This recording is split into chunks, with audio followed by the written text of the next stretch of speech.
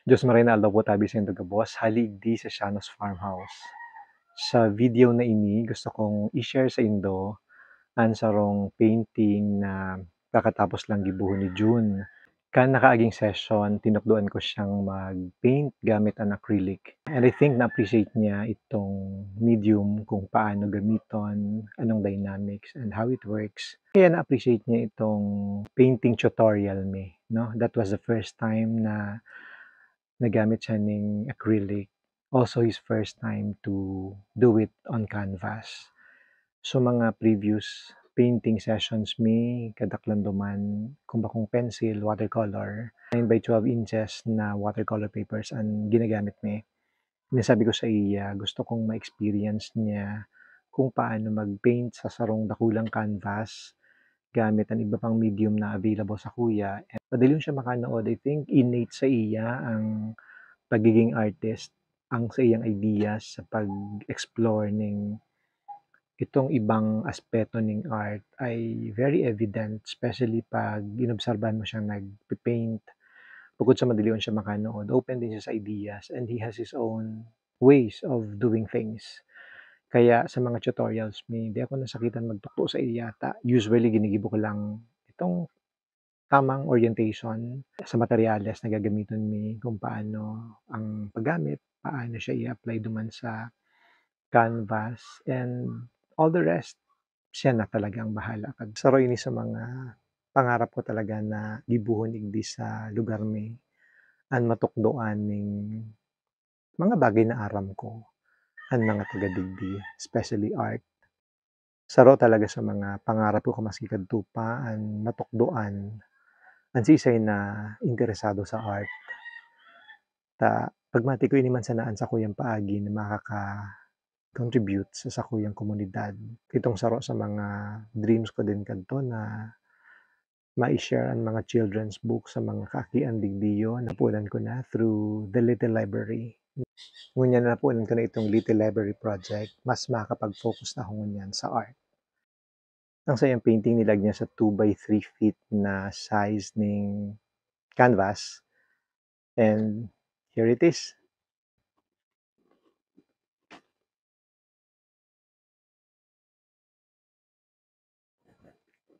Kung magkakigo man sana ako ng oportunidad na makatukdo sa mga aki kung paano mag-create ng art, gigibuhon ko.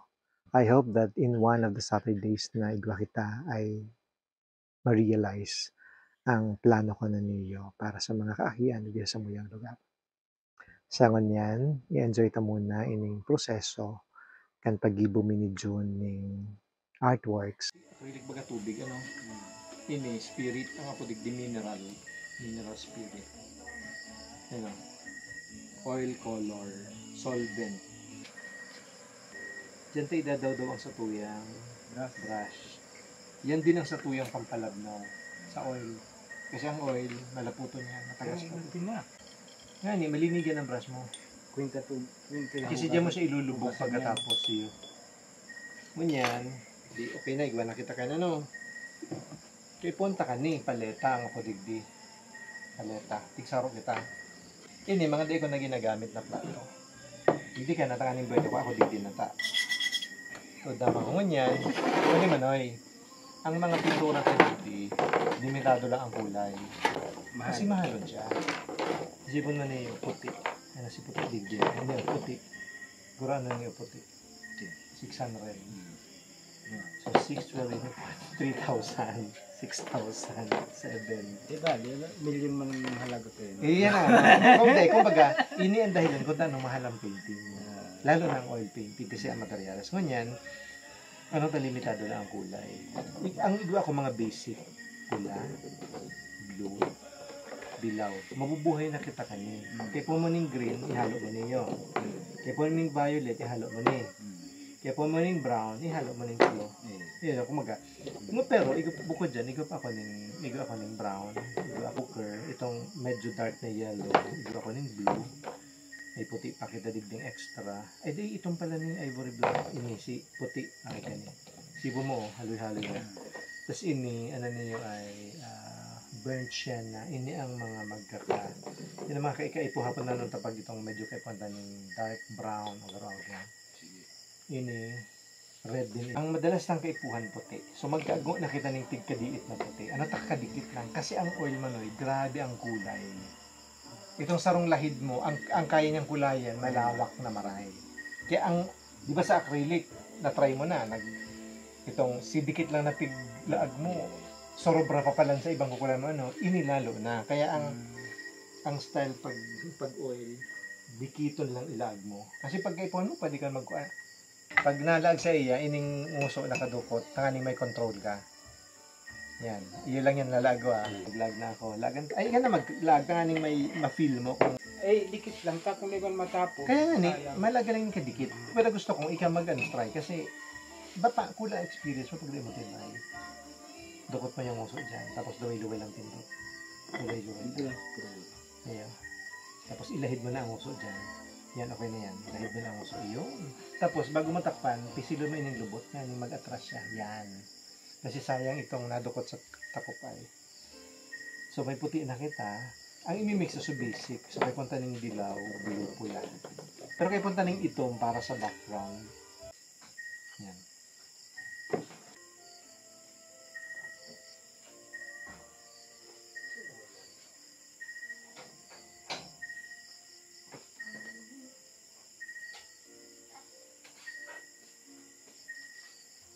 Man? Ako man.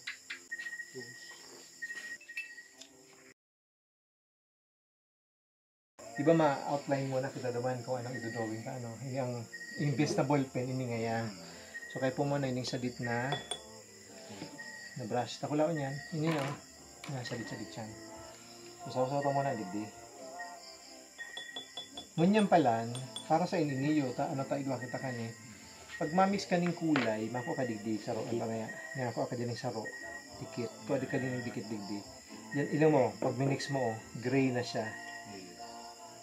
Ining, dikito na ni, ang makukulayan ka dito, kulo na. Harap siya kayan. Tapos, sige ba, nagawa kang dikit. Yan, may din sa ro. Kuha ka pa ng dikit na itong. Harap ka ng pag-mix ng kuyan, ng kulay, gamit ang oil. Ano ba kayan? Ayan, harap mo. Yan. Yan. Yan, harap ka yan. Tama. Kaya mas maganda talaga na flat ang situyang mixing palette.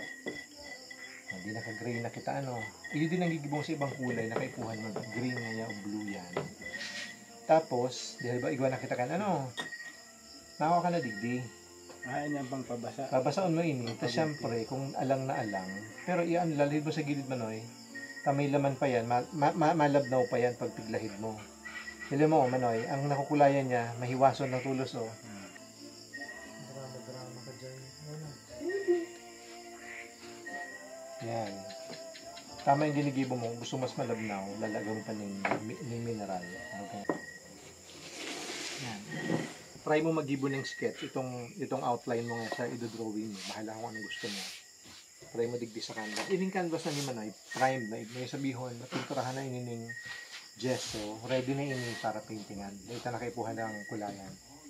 Hila ng background. Dahil, kumbaga, ining surface na ni, maako na ning pintura. I-absorb na niya. Pero ang background, bahala ka pa rin. Diba? Gusto mo ngayang, pag-sketch mo, gusto mong lagan mo na ning, igwa nang ginapod na underpainting itong pangpuno sa kulay. Tanganin ba ko siyang puti. Pwedeng, mahalo kita ning mas malabnaw na, halba, ina-ingaya. Tapos ipipintura mo dyan sa buong yan. Pero itong outline mo, din na mapapara. Tanganin pag nagpintura ka, bakong puti ang iraro mo, kundi arrogant. Kasi pwede mo pa rin naman siyang takpan habang nagkukulay kita. Arrogant ang gini mo sa sa acrylic. Hindi mo naman yung sketch mo.